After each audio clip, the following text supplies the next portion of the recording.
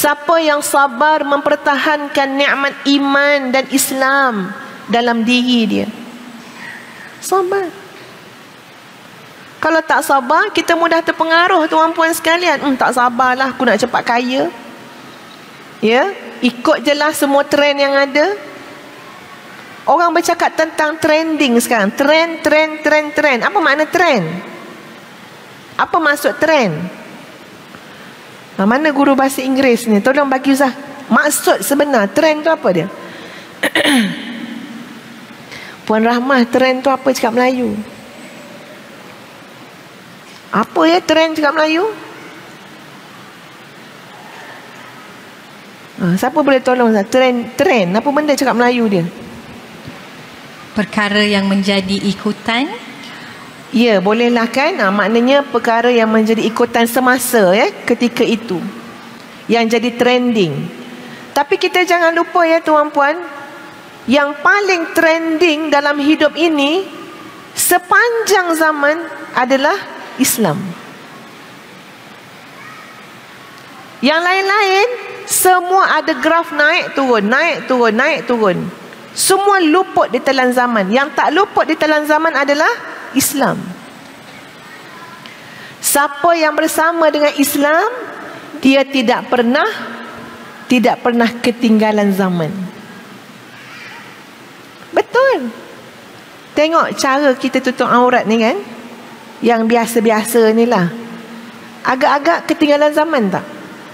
Tak. Daripada zaman 80-an, 90-an, 2000, ni 2020, sesuai. Tak ada pun masa kita pakai orang kata ni mesti zaman batu ni. Ni makcik zaman batu ni, tak ada pula. Betul tak? Tengok ni daripada, ni saya rasa Puspanita kan, ke Perkep kan. Masya Allah, sebab perasan ni polis ni. Ya, daripada Perkep. Tengok muslimat Perkep ni pakai tudung tu ha. Kalau tak silap sama macam nenek-nenek Ustaz dulu. Dengar sampai habis.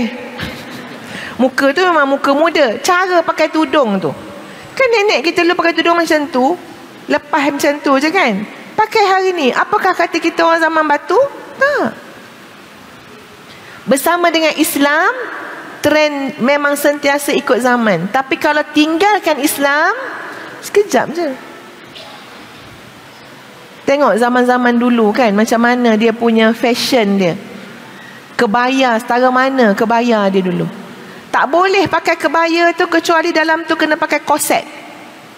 Ingat tak tahun 70-an, tahun 80-an, semua pinggang macam kerengga. Tak terfikir kita pinggang kita jadi kerengga sekarang. Ya, zaman dulu. Tapi ada lagi tak fashion macam tu? Tak ada dah. Siapa dia pakai korset macam kerengga? Buat nanya je. Habis dah. Kalau ikut perkembangan fashion, trending ketika itu lapuk sekarang. Orang lelaki pakai seluar kecil kat atas, besar kat pergelangan kaki bawah. Cuba hari ni pakai.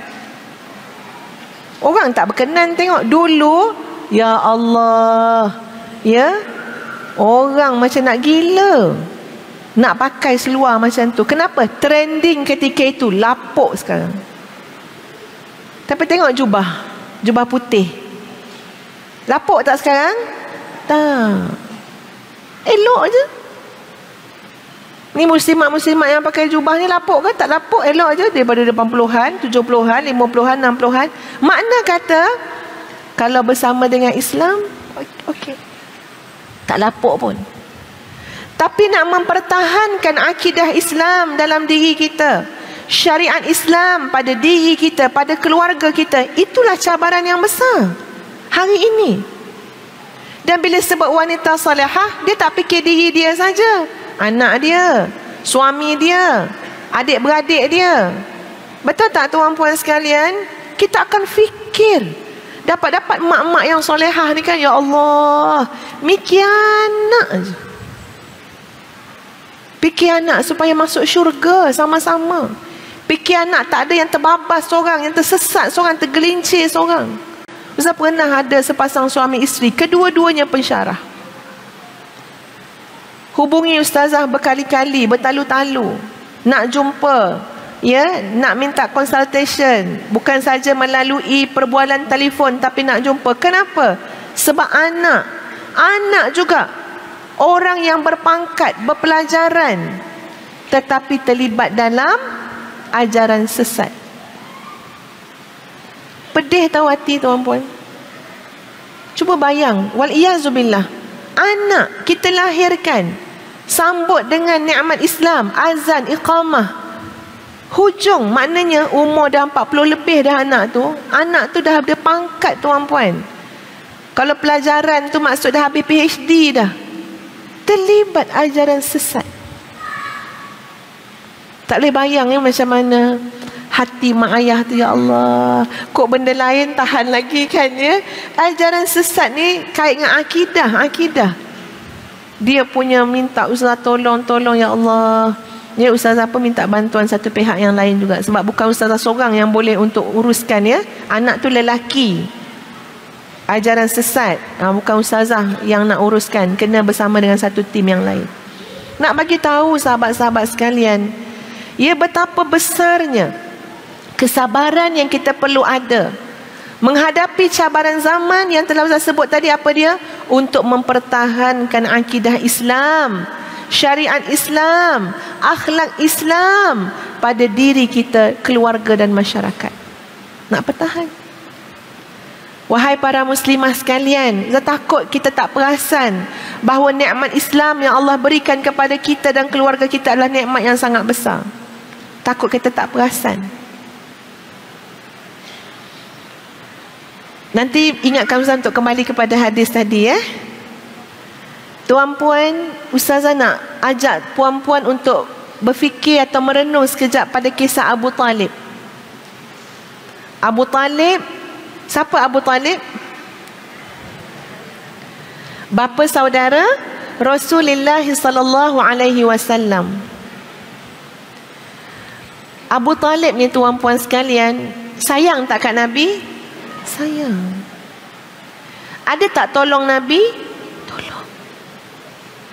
Bahkan orang-orang kafir Quraisy takut juga nak ganggu-ganggu Nabi, nak kacau Nabi, nak buat teruk-teruk sangat pada Nabi. Sebab apa? Pak saudara dia Abu Talib akan angkat tangan macam ni, halang, jangan ni anak buah aku.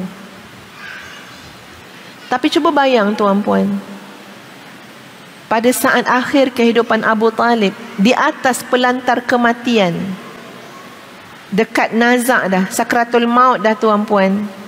Cuba bayangkan, di sebelah Abu Talib adalah Rasulullah sallallahu alaihi wasallam. Tak boleh bayang, tuan-puan. Dan memang tak berlakulah pada kita, kita nak mati, Nabi sebelah kita. Abu Talib dapat tak? Dapat. Abu Talib nak mati, Nabi sebelah. Nabi kata kepada Abu Talib, berimanlah kamu kepada Allah yang menjadikan langit dan bumi ini. Lepas je Nabi SAW sebut macam tu, Abu Jahal pula kat sebelah. Jangan, kamu harus mati dalam agama nenek moyang kita. Nabi sebut pula, Abu Jahal sambut pula. Nabi sebut, Abu Jahal sebut. Dua benda yang sangat berbeza. Dan hujungnya bagaimana tuan-puan? Abu Talib tidak mendapat hidayah daripada Allah Subhanahu wa ta'ala. Tidak Islam. Nabi sedih. Nabi sampai masih lagi nak cuba mendoakan Abu Talib walaupun Abu Talib dah mati, sehingga turun ayat Quran menegur bahawa tidak boleh dah mendoakan orang yang dah sah mati dalam keadaan kufur dan musyrik. Tak ada doa lagi dah. Tak ada doa lagi dah untuk keampunan Allah kepada mereka. Serahkan urusan itu kepada Allah. Nabi pun tak doa. Dan turun ayat Quran, innaka la tahdi man ahbabta walakinallaha yahdi man yasha. Wahai Muhammad, kamu tak boleh memberi hidayah kepada orang yang kamu sayang, sebaliknya Allah lah yang memberi hidayah kepada siapa yang Allah kehendaki. Saya nak bagi tahu tuan-puan, setara Abu Talib tak dapat hidayah, Allah Maha Adil, Allah Maha mengetahui. Tiba-tiba kita ni Allah mudahkan nikmat iman dan Islam kepada kita. Terasa tak betapa, ya Allah, nikmatnya Islam untuk aku. Tak ada susah payah apa benda, tuan-puan. Tahu-tahu jadi janin dalam rahim seorang ibu yang muslimah, ayah yang muslim. Mak ni duk usap lah perut ni, baca doa tu, baca doa ni. Masya Allah, kita dalam perut mak kita dulu. Lahir-lahir lalu disambut dengan izin Allah Subhanahu wa ta'ala dengan kalimah tayyibah. Allahu Akbar, Allahu Akbar. Ashhadu an la ilaha illallah. Sambut terus. Perkenalkan kepada Allah Subhanahu wa ta'ala. Azan, iqamah. Apakah kita tidak terasa betapa besarnya nikmat Islam yang Allah berikan kepada kita?